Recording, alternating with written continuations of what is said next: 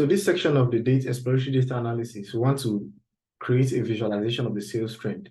Now, by looking through our data frame, we can't actually get an idea of how the sales has been fluctuating from one month to the other. So in that case, we need to create a graph that will illustrate how the fluctuation has been. Has it been increasing, has it been decreasing, or has it just been fluctuating within an average value? So let's go on. Like we've always been doing, we have to create a new data frame that we'll use for the plotting of our graph. And it will be gotten from our original data and we'll group by. But in this case, we'll be doing something quite different. Data brackets. Invoice dates. Just hold on, I'll explain what I'm doing currently. .dt. Period. Okay. Open brackets. And all right. Yeah. All right. To explain what I just did here, you understand that if you go through the invoice dates, now the invoice date contains the date and time every purchase was made. Now, what we want to do on the invoice date, it has a day column, a month column, year section rather, a day section, month section, year section, and time section on the invoice dates data.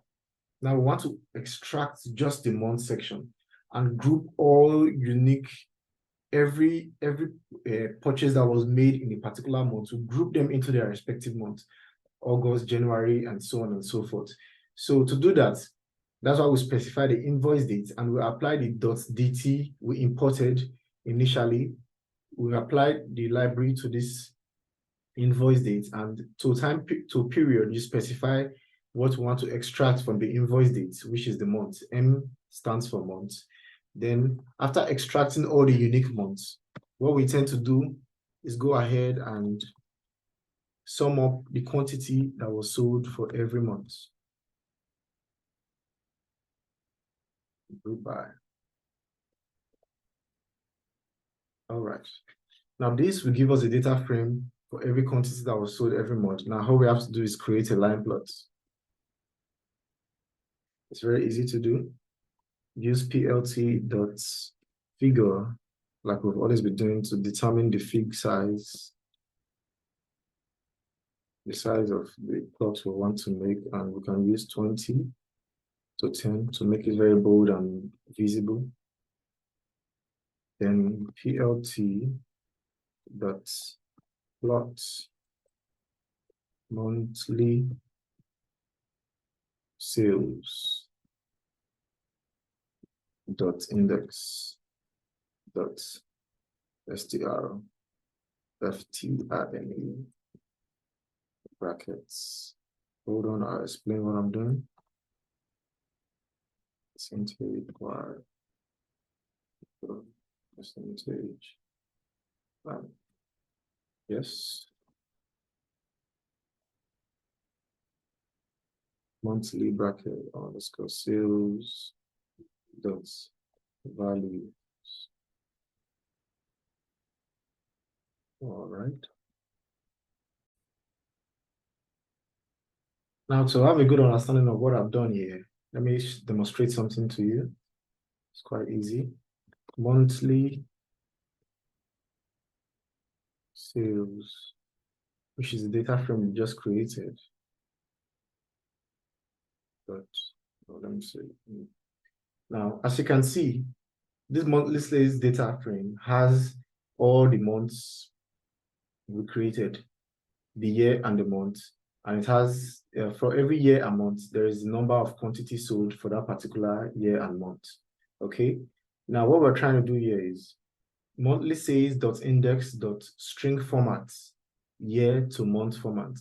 Now we want our x-axis to contain the year and the month, while our y-axis will contain the values on this particular data frame, the values, and those values will represent the quantity sold. So it will be a chart that will be illustrating how the quantity sold fluctuates for every month and year. So we specified the x-axis to be the index and the y-axis as the value.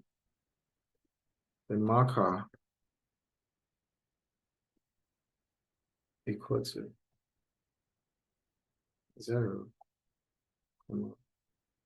online star dash. Here we're just specifying the format. And as usual, the plot plt.x as x label, sorry, will be months post, and the plt.y label would be monthly sales trend. No, the the Y label will be total sales, sorry. Total sales, just title.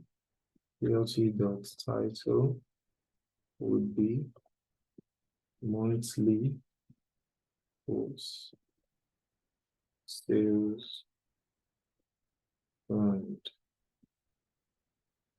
And then plt.show. We have an error here, fixed size. Oh, that's just a simple syntax error. I can fix this easily if I'm spelling it correctly. Label. And as you can see, we have a very smooth plot that shows us how the value of sales has been fluctuating over time. Now we can put a grid line so that we can easily map out the time period a particular dip or rise in sales occurred. Grid, open bracket, true. Now, looking at the charts, this is a very simple illustration of how our quantity sold have been fluctuating over time. Now, looking between the year 2010 December to about August, there has been a steady fluctuation, not exactly steady, but a rise and fall of quantity sold. And from August to November, we experienced a very huge increment in sales. And in a 1 month span, there was a very huge decline in sales as well. Now, all this we are going to monitor with our cohort analysis. Now, by the time we do our cohort analysis, we'll understand what particular set of customers or what particular cohort of customers are observing this low retention that is being evident in a decline in sales, or having high retention that is evident in an increase in sales. So all this we are going to do in our cohort analysis. So that's how we'll wrap it up now for our exploratory data analysis. Thank you for joining, and see you in the next section.